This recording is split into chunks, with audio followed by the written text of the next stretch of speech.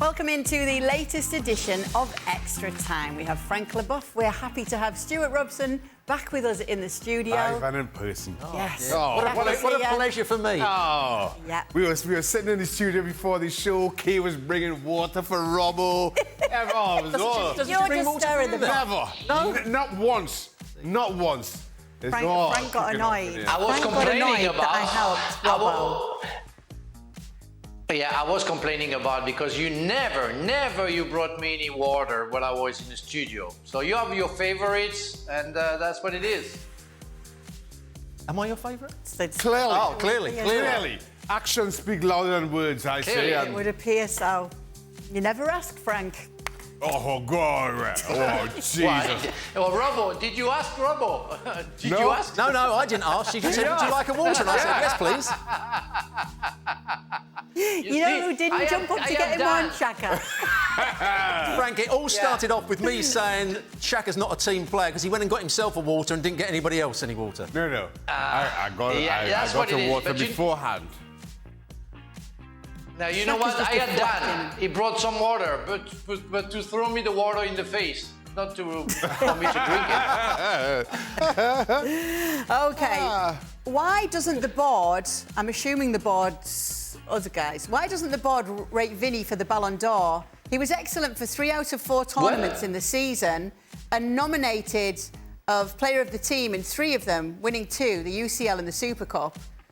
So obviously, when we have asked around, at least when I've been on, who's going to win the Ballon d'Or, it isn't always Vini that's everyone's first choice, even though he's favourites with the odds makers. Frank is our Ballon d'Or specialist. He loves the Ballon d'Or. Frank is our go-to guy. Yeah, I'm so happy to see that in July we're already talking about the Ballon d'Or, which I think is in the end of October or November, whatever it is.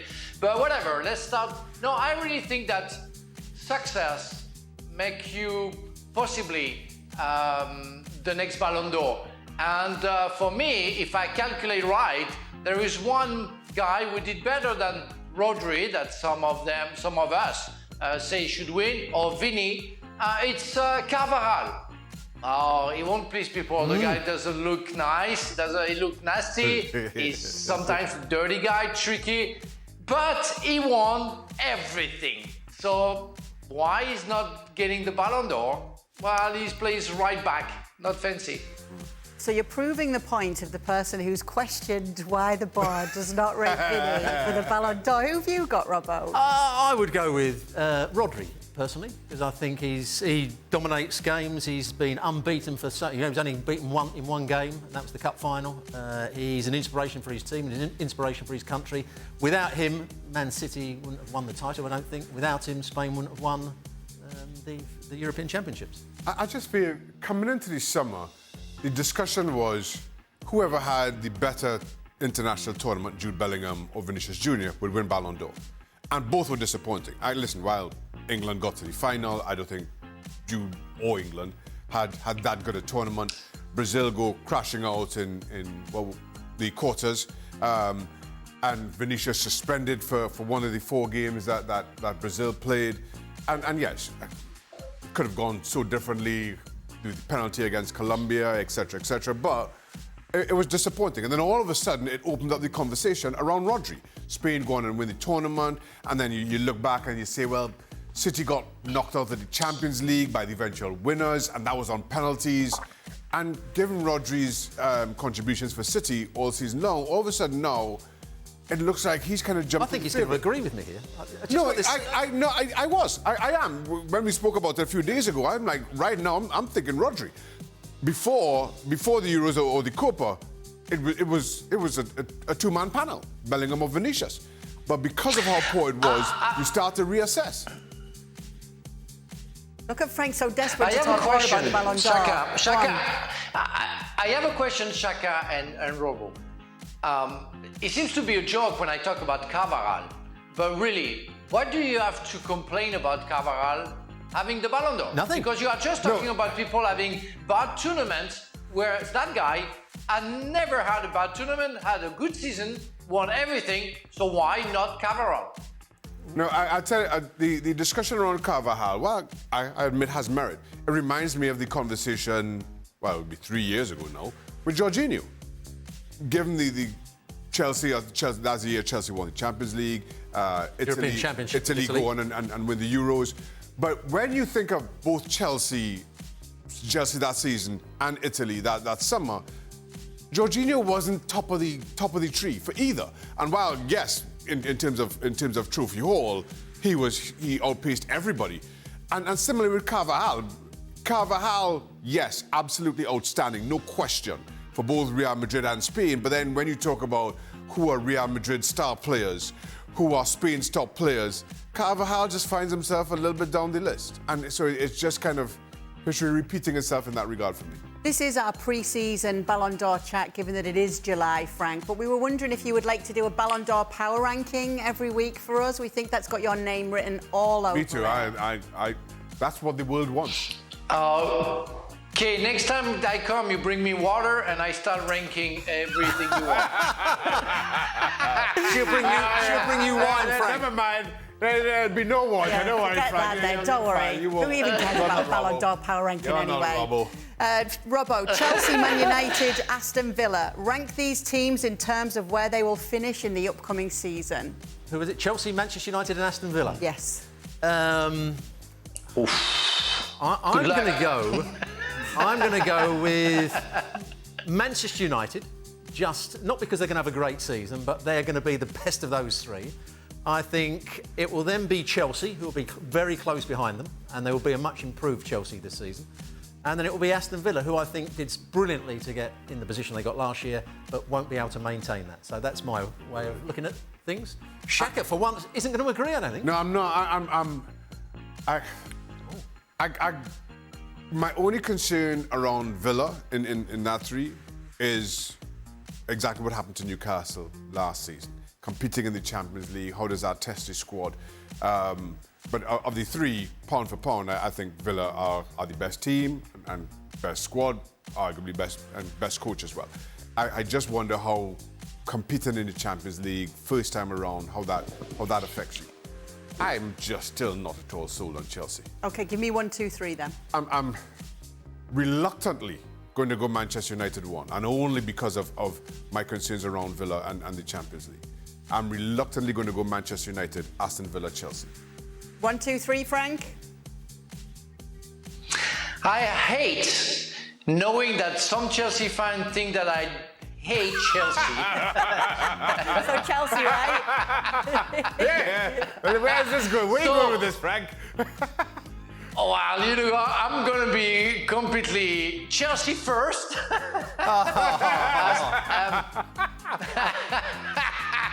I thought he was a brave man. He always comes across as being brave and aggressive. Terrified that they think he doesn't like Chelsea. Chelsea first.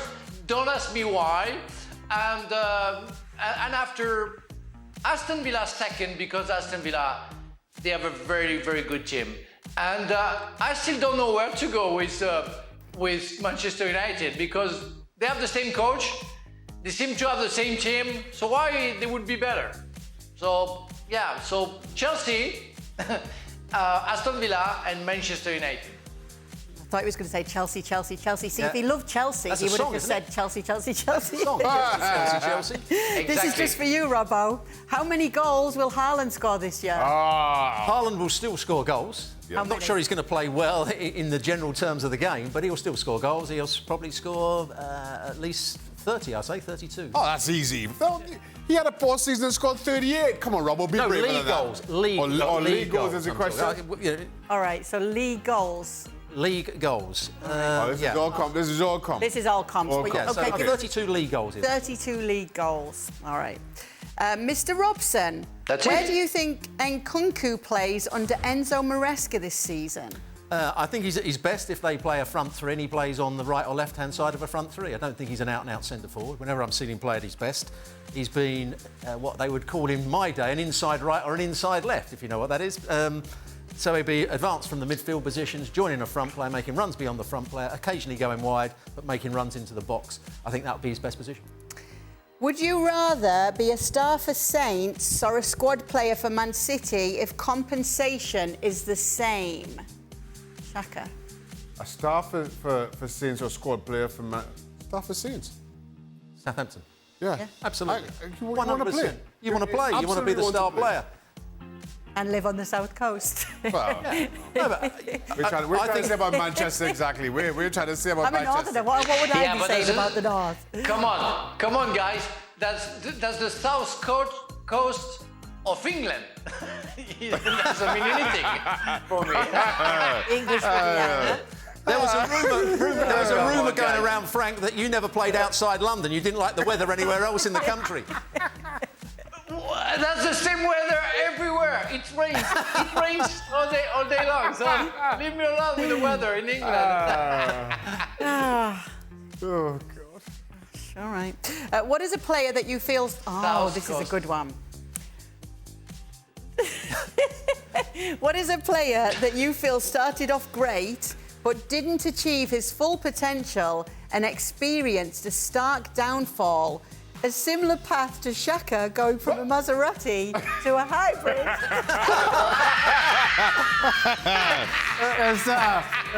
It started so well. She saw that coming, and she had it written down, Oh my and she's just God. waiting. Oh, God. 5 kids will do that to you, Shaka. Yep.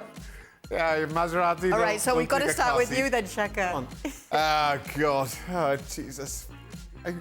I used to drive a Maserati. That's right. Didn't everyone Fancy. know it? Didn't everyone know it? No, Robbo? nobody ever talks about it on here, ever. What was your license plate? It was S11 AKA. Oh, my God. Talk about flash. I mean, you can't get more flash than that, can you? Yeah, it was fancy. It was fancy. But it was even worse that he was picking up his kids, and it might be a dull day. He always had the roof down, and I mean, You see, So like, you see, this is where you always get caught out. Every month. The kids were already involved when the Maserati was there with the car seats. I did not have a convertible Maserati. That's where Robbo just continues to embellish. Continues. He used to park up and then put the roof down. It was embarrassing. I only had 2 kids at the time. Okay. So then, once he did. Well, who's the player? Who's the player that started Who's off the well? player? dropped off? Started off as a Maserati, became a hybrid. Yeah. The only player, or certainly the biggest name for me, was Freddie Adu, here in the US. I was here in the US, so I remember all the hype about him, everything that he kind of represented, and then how much Major League Soccer invested in him, and then he didn't do anything, and then they just kind of bounced around from club to club, never at any point making an impact. So on the one hand, it's because he was so young, it feels a little unfair, but just given the expectation and what became a reality, and something that he spoke about, it was just I don't think there's a better example. I'm going to go with the player that played for England and did very well. It's a sad situation. Dele Alli, at the age of 23, 24, was one of the first picks for England. Yeah. He was doing wonderful things for Tottenham, scoring goals. Everyone was talking about him being the #1 pick for England at times, and he was going to be the next great player. And then things down to injury. He then had mental issues as well, which he's talked about. And it's been a real fall from grace, and it's a very sad story. But that's if you get injuries and you get upset and you live by yourself at times and you're trying to get back fit and things aren't happening, that's how it can go. You can get depressed and you end up being nowhere near the player that you once were, and you find it difficult ever to get back, and that's happened with Dele Alli. Yeah, and obviously you guys will know there's so much going on in some players' lives that we don't see until we hear about it. I think that's a challenge as well when you're talking about players who, kind of found themselves in that downward trajectory that you just don't know. And Dele Alli spoke about it. Another player, Bojan Krkic, he spoke about his challenges mentally and coming through at Barcelona. And so it's difficult to kind of cast aspersions to those players because you just don't know what they're dealing with. And while some of them have spoken about it publicly, there are many others who have just endured it privately. Anyone stand out to you, Frank, before we wrap this up? Yeah, I have to say that I had a Maserati and a Bentley Continental GT, and I'm on 100% electrical right now also, so I know what Shaka is going through.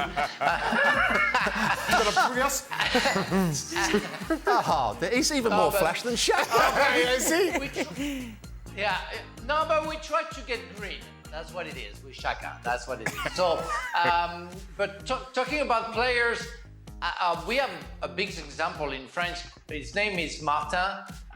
He played for France, and I already forgot his first name. So he went with the national team, scored 2 goals like Zinedine Zidane. Everybody say, wow, we found the new Zidane. Wow, he disappeared like that. That's absolutely crazy. Now I can talk about somebody people know, but Nicolas Pepe. What he was doing for Lille and before the club that he was before, and when he signed for Arsenal, I was the first to put almost £1 million on him. The guy was absolutely fantastic, and he explained lately that he was absolutely disgusted about the pressure that he had and disgusted about football and disappeared as well. That's very sad, because those players, they enjoy their football until they reach the top of the top and they cannot handle the pressure. And that's what it is. Consistency is the key, but it's very hard at some point. We see the contrary with Bellingham. The guy comes from Dortmund to Real Madrid, and we don't feel the difference.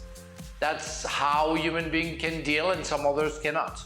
But it's also not just about the player doing it, it's how you're treated by clubs, the medical departments, the people not believing you've got injuries. Yeah. All those things come into play. And I experienced it big time when I was at Arsenal and then when I was at West Ham and had major injuries. And because I wasn't playing on the field, I was the problem. I actually ended up having to go and get my own treatment. I paid for my own treatment just to make sure I got back playing. And then, of course, you're alienated to the club because you've gone against their medical team who weren't even qualified. But I knew I'd never play again if I stayed there. So you cause massive angst with the people that are employing you. And that is depressing as well. Yeah, so there's always a lot more than meets the eye in so many of these stories. Well, thank you for sending in your questions, and especially Ezio for that Maserati to a hybrid. That gave us a chuckle. We'll be back tomorrow to do it all over again.